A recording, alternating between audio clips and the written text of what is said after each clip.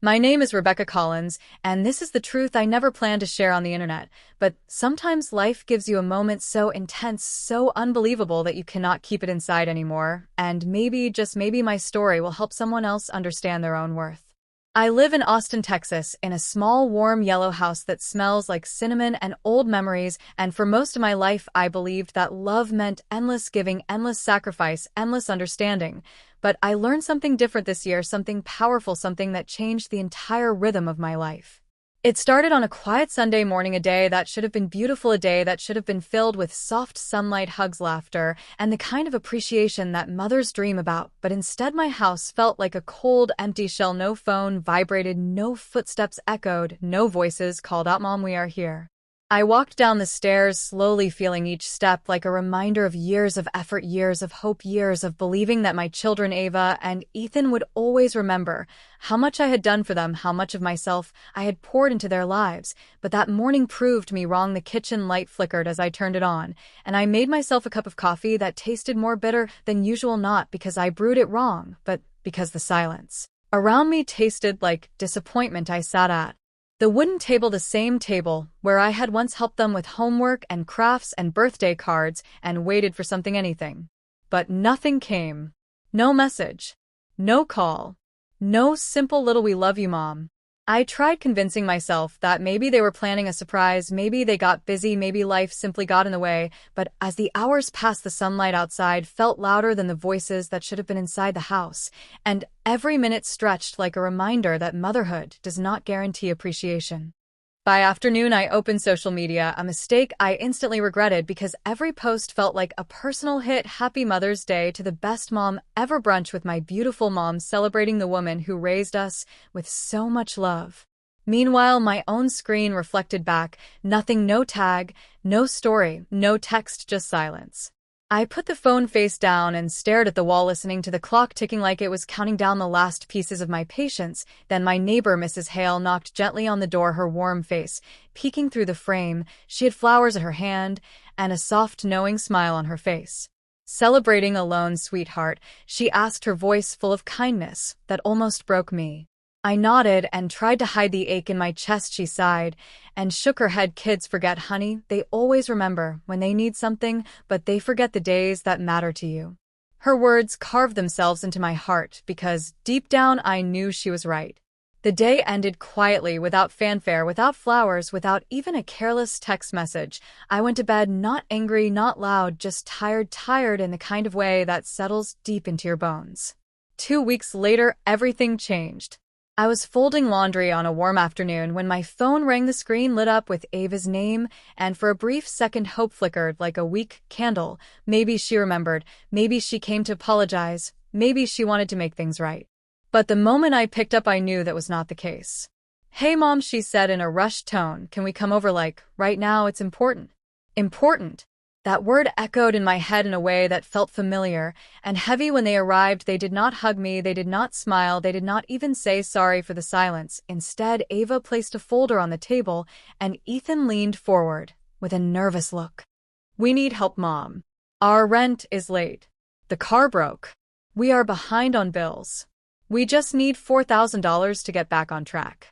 4,000, not 400, not 40, 4,000. I looked at my grown children sitting there with desperation in their eyes and entitlement in their posture, and something inside me shifted, something deep, something old, something that had been quiet for too long. I asked the question that had been burning inside me since Mother's Day. "So, let me understand this. You were too busy to call me on Mother's Day, but now that you need money, you remember I exist." Ava sighed like I was being dramatic. "Mom, we were busy. It was just a day. Why are you making it a big deal? Just a day. The day dedicated to the person who gave them life, fed them, sacrificed sleep and dreams and years. Just a day."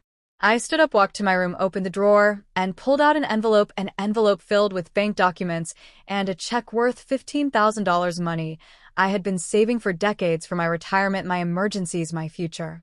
I placed it on the table. Ava and Ethan stared at it like it was the sun itself, glowing with a promise they thought they deserved. "Is that for us, Mom?" Ava asked, her voice suddenly soft, suddenly hopeful, suddenly filled with expectation. I slid the envelope back to my side. No. This is not for you. Not anymore. The shock on their faces felt like a heavy storm rolling over the room. I told them about the silence, the hurt, the negligence, the way they treated me like an option instead of a mother, and for the first time in years they actually listened without arguing, without interrupting, without deflecting. But then Ethan said something that shattered me in a way I did not expect. So are you going to help us or not? Not are you okay, Mom? Not we are sorry. Not we understand how you feel. Just, are you going to help us or not?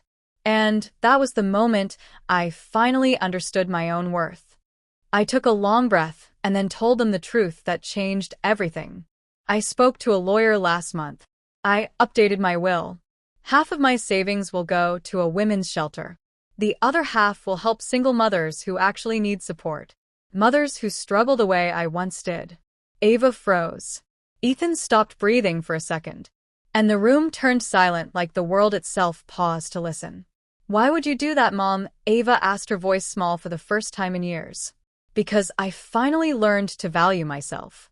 They broke down. They apologized. They begged for a second chance.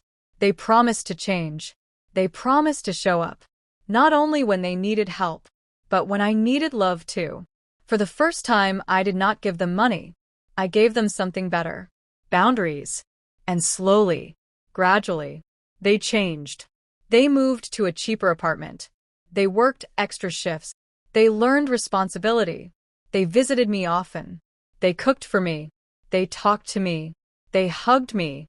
They remembered my birthdays. They remembered Mother's Day. They remembered me. They learned that love requires effort, not convenience. And I learned that motherhood does not mean being a doormat. It means nurturing, guiding, and knowing when to step back. This is not a story of revenge. It is a story of awakening. Of rediscovery, of learning that even a mother's heart needs protection and respect. After that day, something inside my home and inside my heart began to shift slowly, like a season changing without warning, and for the first time in many years, I felt the quiet echo of peace moving through my life, like sunlight gently touching a cold window. I woke up the morning after the confrontation with a strange mix of strength and exhaustion, as if I had finally released a burden I did not even know I had been carrying for so long. I made myself tea and walked to the backyard where the grass smelled fresh and the wind carried the soft sound of distant traffic. The world felt different, not because it had changed, but because I sat on the old wooden bench and let myself breathe deeply, truly breathe, something I had not done in years without the weight of guilt or worry or fear of disappointing someone. That afternoon, Ava called again, her voice quiet, like she was afraid to break something delicate. Mom, can we come over again? We need to talk. I hesitated because old habits pull mothers like tides, but I reminded myself I was not the same woman I had been before Mother's Day. I told her yes, but not right now. Come in the evening, I have plans. Plans. A single word, but it felt powerful because for years my schedule had belonged not to me but to everyone else: work, neighbors, church, children, life. And finally, I claimed one moment for myself. I cleaned the house slowly, humming gently as if each small action healed a piece of me. When evening arrived, Ava and Ethan walked in with careful footsteps, like children approaching a sleeping bear afraid of waking the wrong version of me. They sat on the couch waiting for me to speak first, but I stayed silent, not out of anger, but out of calm control. The silence forced them to see me not as a background character, but as a real person, a woman, a mother with boundaries. Ava opened her bag and pulled out a stack of papers. Mom, we started working on a budget. Too much spending, too little saving. We realized we messed up. We wanted to show you we are trying. Ethan nodded, his face serious and honest. Mom, we know we hurt you. We just thought you would always be there no matter what, and we forgot that your heart is not unbreakable. Their honesty surprised me, not because they apologized, but because they finally understood something I had been trying to teach them for years. Respect is not automatic. Love is not a guarantee. Effort is not optional. I told them I was proud of them, not for needing money, but for stepping into adulthood, truly stepping, not pretending, not hiding, stepping and standing tall. Over the next few weeks, my relationship with my children changed in ways I never expected. They came over not to ask for help, but to help me. They cooked dinner with me, something we had not done since they were little, chopping vegetables, laughing about old memories, telling me stories from their jobs.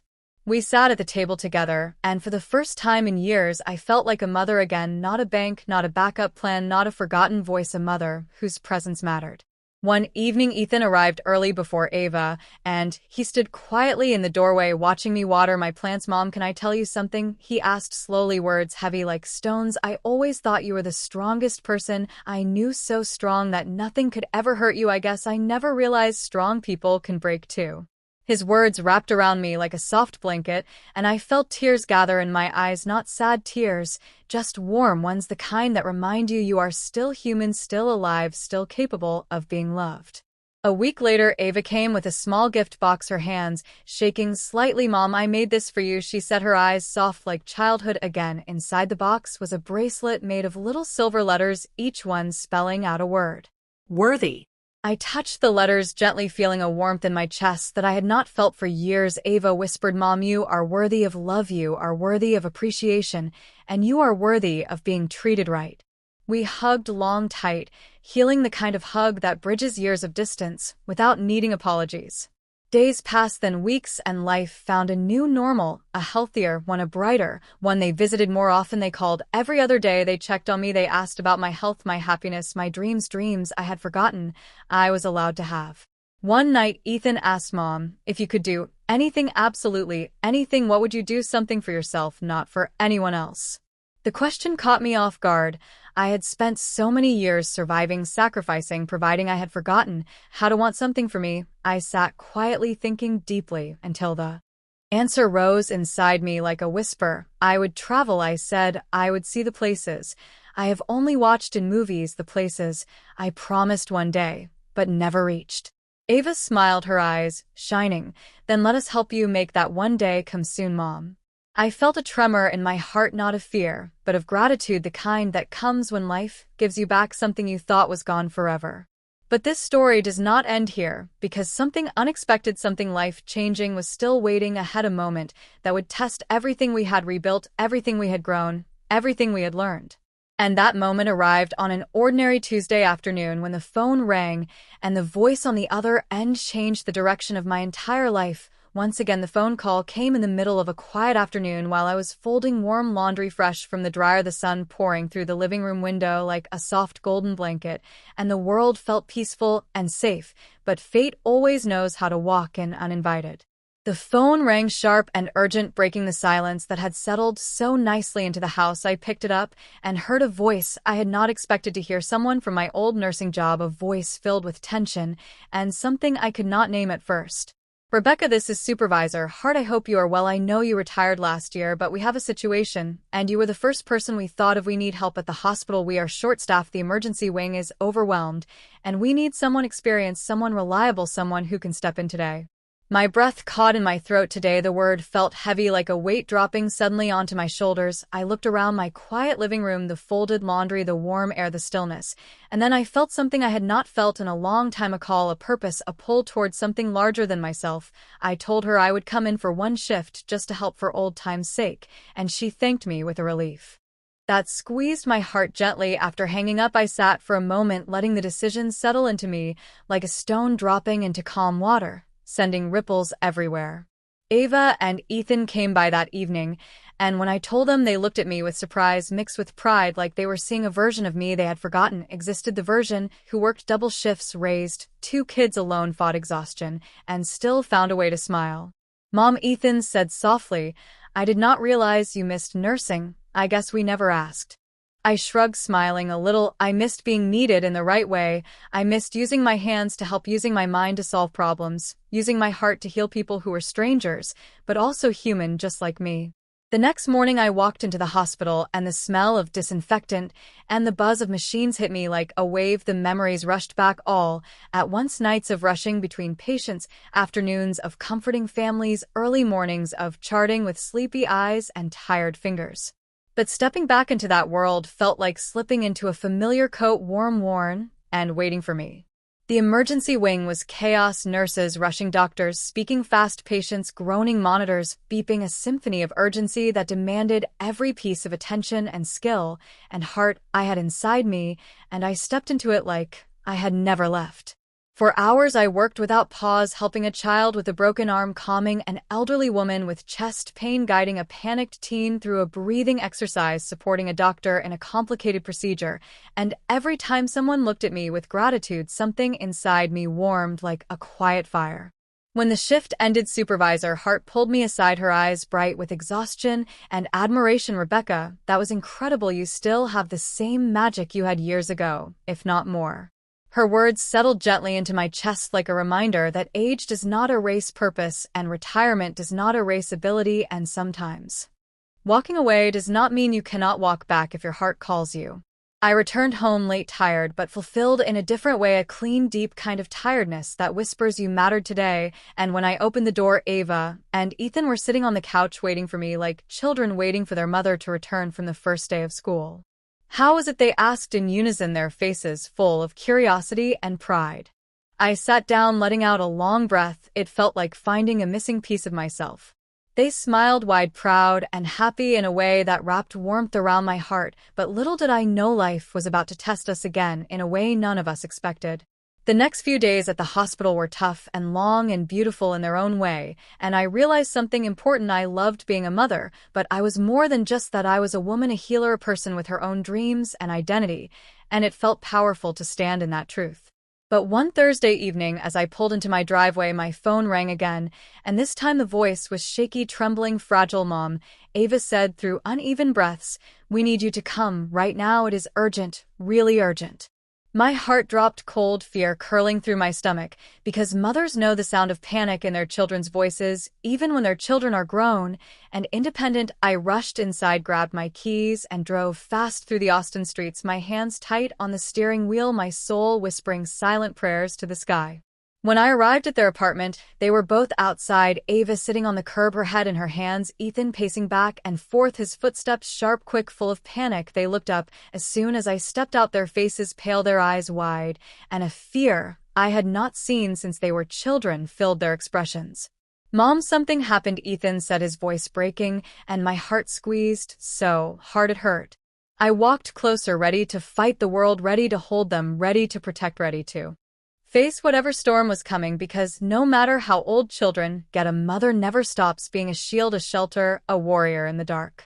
But what they told me next was something none of us had prepared for, a twist in our story, a turning point that would change everything again, test everything again, and force us to grow in ways we never planned. Ava lifted her head slowly, and I saw tears on her face, the kind of tears that come from fear, not sadness. Her hands were shaking, and Ethan kept pacing like each step was holding back a wave of panic. I moved toward them with steady steps, my heart pounding like a drum inside my chest, because when your children are afraid, you feel their fear 3 times heavier.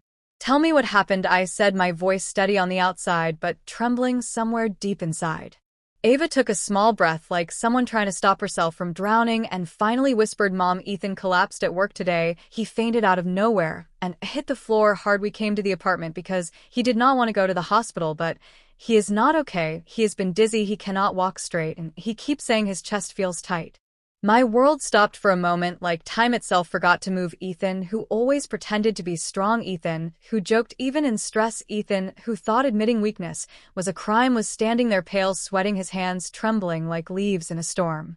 I walked to him slowly, gently placing my hand on his cheek, and he leaned his forehead against my shoulder without speaking. That was when I knew how serious it was, because Ethan never let himself be vulnerable, not even as a child. "Mom, I can't breathe right," he said softly, his voice weak, almost breaking, and in that moment I did not care about boundaries or lessons or anything except getting help for my son.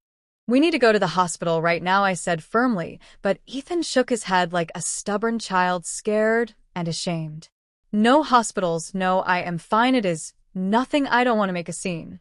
I lifted his chin and made him look into my eyes. "You are not making a scene, you are making me worry, and that is enough for us to leave right now."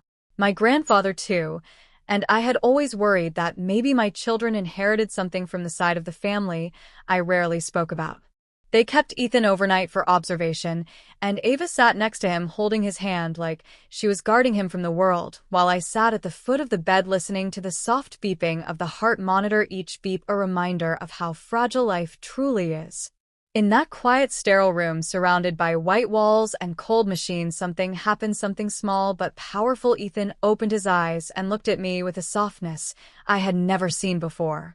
"Mom," he whispered, "I am sorry for everything. Sorry for not listening. Sorry for being careless. Sorry for treating you like someone who would always be fine no matter what. I forgot you're human too, and I am sorry." I felt my throat tighten, not from pain, but from the overwhelming rush of love and fear and gratitude mixed together. I touched his hair gently, like I did when he was a little boy, and said, "You do not need to apologize right now. You just need to heal. We have plenty of time for conversations later." But he shook his head slightly. "No, Mom, I need to say it now, because today I realized something. I realized life does not wait for apologies or second chances. I want you to know I love you, I appreciate you, and I will do better, not someday, but from now." His voice cracked on the last word, and Ava leaned her head on his arm silently, crying, and in that moment I saw my children not as adults who made mistakes, not as grown-ups who forgot Mother's Day, but as human beings who were learning painfully, slowly, beautifully. And honestly, the doctor came back with updates and said Ethan would need more tests tomorrow, but for now he was stable and safe, and I felt relief wash over me like warm rain after a long storm. That night I sat in the hospital chair watching my children sleep, both of them leaning against each other like they did when they were small, their faces peaceful, their breathing slow and steady, and I whispered a silent promise to myself and to them. No matter how much they grow, no matter how much distance life creates, no matter how many mistakes they make, I will always be here, not to be used, not to be forgotten, but to love, to guide, to protect, and to remind them of who they truly are. But this story was not done yet, because the next morning the doctor walked in with a new expression, one that carried both hope and warning, and what she said next changed everything, even more, shaping the future of our family in ways none of us had expected. Morning light slipped through the hospital blinds, soft and pale, touching Ethan's face like a quiet reminder that a new day had come, even if the heaviness of the night still clung to us. Ava stretched in the chair beside him, her hair messy, her eyes tired, and I sat up straight when the door opened because I knew the doctor was about to say something important. She walked in with a clipboard in her hand and an expression that carried both caution and comfort, the kind of look that tells you to breathe, but not relax fully. I stood up slowly, feeling a shiver run through me as she cleared her throat gently. "We ran more tests overnight," she said, "and there is something we need to discuss. His heart rhythm is still irregular. It is not dangerously unstable, but it is concerning enough that we need to look deeper and see if there is an underlying condition. We cannot ignore things like this, especially not at his age." Her words fell like cold water down my spine, and I felt Ava's fingers grip my arm tightly. Ethan opened his eyes slowly, confusion drifting across his face like clouds covering the sun. "What does that mean?" he said, trying to sit up, but the doctor motioned for him to stay still. "It means we need more time, more monitoring, and possibly a specialist," she replied. "But there is something else, something we need to talk about: stress, dehydration, exhaustion. These do not happen overnight, they build over time, and your body is telling us it has reached its limit. You cannot keep living like nothing can touch you." Ethan looked away, his jaw tight, his breath uneven, and I saw the truth in his eyes, the truth he never said out loud, the truth that he was drowning silently while pretending to be strong on the surface. I pulled a chair closer to his bed and took his hand like I used to when he got sick as a child. He did not pull away this time, not even a little. Instead, his fingers wrapped weakly around mine like he needed something stable, something that did not crumble under pressure. "Mom," he whispered, "I messed up. I really messed up. I stressed myself too hard. I ignored every sign, every warning, but I thought I had to push through. I thought I had to solve everything on my own." I shook my head gently. "No, Ethan, you don't have to face life alone. You have people who love you, people who want to help you, but you pushed us away every time you were hurting, and you cannot keep doing that." His eyes filled with a heaviness. I had never seen a heaviness that came from years of hidden battles, buried emotions, silent pain, and the burden of pretending you are fine when you are not. Ava moved closer, her voice soft and trembling. "You scare us when you do this, when you disappear into your own world and shut everyone out. We cannot help you if you never let us in." Ethan swallowed hard, like every sentence was a weight he had kept inside for too long. I'm sorry, he said, not just to me but to Ava too. I'm sorry for every time I made you feel like I did not care, like I was too busy, too tired, too lost to show up. You both deserve better, and I swear I will try to be better. The doctor stepped back, giving us space, but before leaving she said something that changed everything again. She said, you have a chance to fix this too.